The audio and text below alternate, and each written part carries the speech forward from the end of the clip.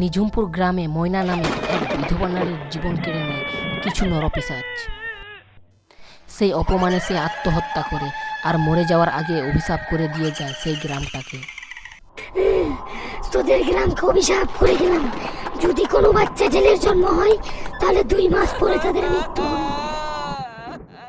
সে ভয়ঙ্কর অভিশাপে অভিশপ্ত হয়ে পড়ে নিঝুমপুর। তার পরদিন থেকে কালো অন্ধকার ছায়া নেমে আসে নিঝুমপুরে। রহস্য ভেদ করতে শেওড়াতলির ডাইনিদের আস্তানায় যায় গ্রামের এক সাহসী ছেলে।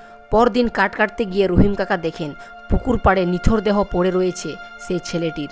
গ্রামের মানুষ হতাশ হয়ে পড়ে।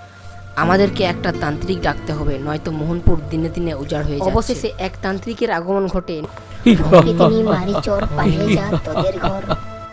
তার মন্ত্র বলে ময়নার অভিশাপ থেকে মুক্তি পায় নিঝুমপুর। পরদিন থেকে সেই গ্রামে আবার আলোয় ঝলমল করে ওঠে, যেন এক নতুন জীবনের সূচনা।